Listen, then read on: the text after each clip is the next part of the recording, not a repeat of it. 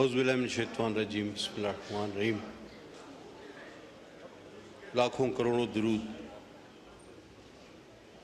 ख़ातमुन नबीय्यीन हज़रत मोहम्मद मुस्तफ़ा सल्लल्लाहु अलैहि वसल्लम। सिराज, जिस मौजू पर हम बात कर रहे हैं इंतहाई हसास और पूरी जिम्मेदारी से मैं कह सकता हूँ कि हर मुसलमान को, चाहे वो बहुत नमाजी परहेजगार हो या कलमा गो हो, सिर्फ उन सबको इस मसले पर उतना ही जोश, उतना ही गम और उतना ही गुस्सा होता है जितना कि किसी आलिम फाजिल को हो सकता है। सर, सबसे पहले तो ये बात बता दी जाए कि देखें, अगर किसी को सज़ा देने का हक नहीं है, और ये बात ठीक है, तो किसी को ऐसे फैसले देने का हक भी नहीं है कि लोग खुद सजाएं देने पे तैयार हो जाएं। ये आप भी जानते हैं, मैं भी जानता हूं, ये ऐवान भी जानता है कि कुछ ऐसी चीजें हैं जिन पर हम अपने जज्बात पर काबू नहीं रख पाते,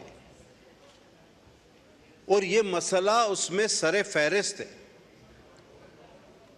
अगर जो असल मसला है हम उसकी तरफ देखें और उस पर बात करें, तो मैं मुझसे पहले जो खतीब थे उनसे बिलखुसूस और बिलमूम पूरे हाउस से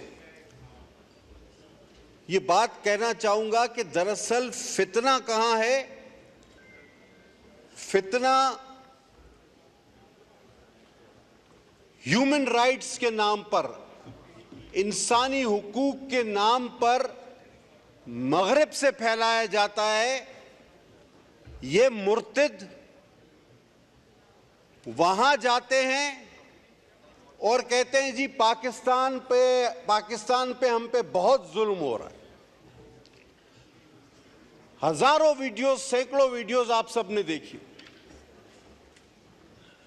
और मगरिब चूंकि इस्लाम के बारे में जानता नहीं, तो वो ये कहता है कि भाई आप लोग इनको मुसलमान क्यों नहीं मानते? मुसलमान, मैंने इससे पहले कुछ दिनों पहले एक हाउस में एक जिक्र किया था, बाद में पता चला कि उन जज साहब ने अपनी तस्हीह कर ली थी। वो हाई कोर्ट के जज साहब ने एक फैसले में लिख दिया कि the sect of Muslims it's a minority. अब सब असल बात की तरफ आए। हम आज ये पैगाम इस हाउस से मगरिब के उन दानिश्वरों को, उन इंसानी हुकूक के अलमबरदारों को, उन झूठे किस्से ख्वानों को, उन इंसानियत के झूठे नारे बुलंद करने वालों को लाउड एंड क्लियर ये पार्लियामेंट आज ये मैसेज देना चाहती है कि भाई जुल्म हम नहीं कर रहे, हमला तो हम पर हो रहा है। हमसे पूछा गया कि भाई आप इन्हें मुसलमान क्यों तस्लीम नहीं करते? हमने कहा भाई बात सुनो, यहूदी हजरत मूसा को मानते हैं, तौरात को मानते हैं, वो यहूदी हैं, ठीक है। लेकिन अगर वो साथ साथ हजरत ईसा को भी मानना शुरू कर दें तो क्या वो यहूदी रहेंगे? Answer is no. इसी तरह ईसाई हजरत ईसा को मानते हैं, इंजील को मानते हैं, वो ईसाई हैं, ठीक है।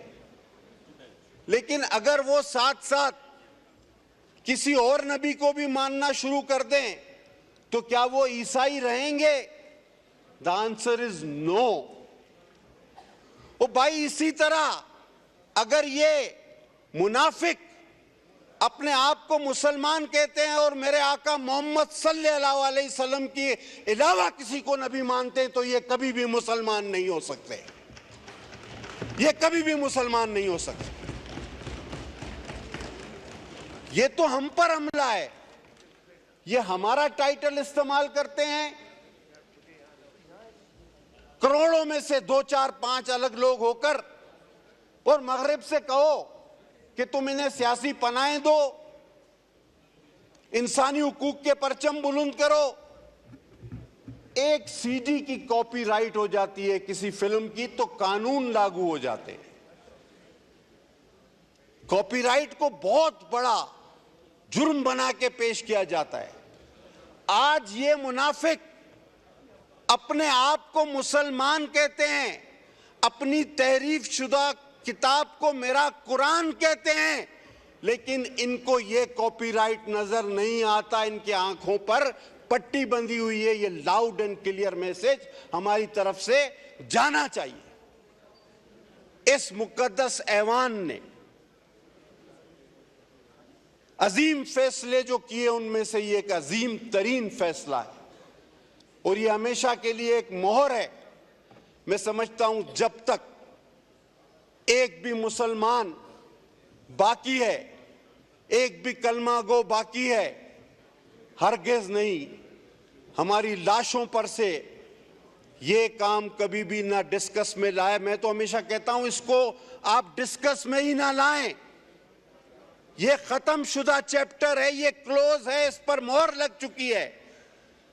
एक सवाल कि ये मुर्तद, आपको शायद पता ना हो, मैं एक बात, शायद अगर जिन लोगों को पता ना हो, मैं एक बात का उनके इल्म में इजाफा करूं कि ये अपनी उन किताबों का ये मुर्तद जो अपने आप को पता नहीं क्या कहता है, मैं तो वो लफ्ज भी इस्तेमाल नहीं करता, ये अंग्रेजी में तर्जुमा नहीं कराता। इदरी साहब, पता है आप क्यों?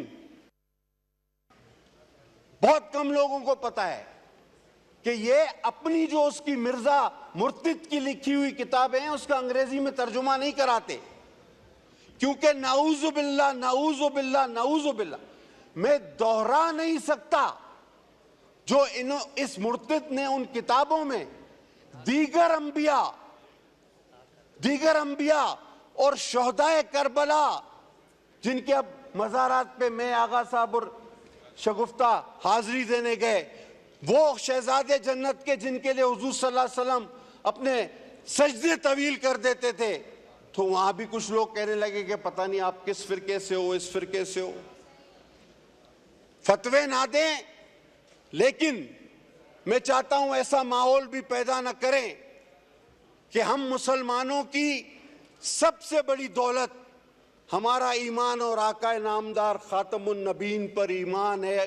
वो खातमुन नबीन है, हजरत मोहम्मद मुस्तफ़ा सल्लल्लाहु अलैहि वसल्लम आखिरी नबी थे, हैं और रहेंगे जब तक भी एक मुसलमान बाकी है, उसकी सांस में सांस बाकी है। न इस मसले को छेड़ा जाए, न इस मौजू को छेड़ा जाए। अगर फिर खून खराबा हुआ, लॉ मिनिस्टर साहब आपने बहुत अच्छी बात की, लेकिन साथ साथ इन जजों को बताएं कि ये फितना तुम पैदा कर रहे हो, ऐसे फैसले दे के हम नहीं। ये फितने नहीं होने चाहिए, यहां तक तो मैं आपके साथ हूं, लेकिन फितना पैदा करने वाले को कितनी बड़ी सजा मिलेगी, एक बार फिर माशाल्लाह खड़े होकर यह भी बता दीजिए कि जो इस 25 करोड़ आवाम में फितना पैदा करता है, जो पता नहीं कितनी लाखों में तनख्वाहें लेकर इस कौम को अपनी कलम के जरिए इस आग में झोंकना चाहता है, हमारे ईमानों पर ज़र्ब लगाना चाहता है, हमारे जज्बात पर खेलना चाहता है, उसको कितनी बड़ी सजा हम देने जा रहे हैं, यह भी पता होना चाहिए जी। लिहाजा मैं सर स्पीकर साहब आपसे दरख्वास्त करूंगा, मैं 10 में अपने भाइयों से अपील करूंगा, कोई कमेटी ना बना, आका आखिरी नबी है, मेरा ईमान है, हम सबका ईमान है, इस मसले को दोबारा पेचीदा और डिस्कस करने की कोई जरूरत नहीं। हाँ, एक कमेटी बनाओ कि जो इस किस्म के फैसले देते हैं जिससे अवाम में बेचैनी, इंतशार और फितना फैलता है, उन लोगों की क्या सजा होनी चाहिए, और आर्टिकल को अगर रीराइट किया गया, और आर्टिकल को अगर रीराइट किया गया तो क्या वो आर्टिकल 6 के जुमरे में आता है या नहीं आता, यह भी बताया जाए। क्योंकि आईन में तहरीफ तो फिर आर्टिकल 6 आपके पास ऑलरेडी मौजूद है और उसकी सजा मौत है।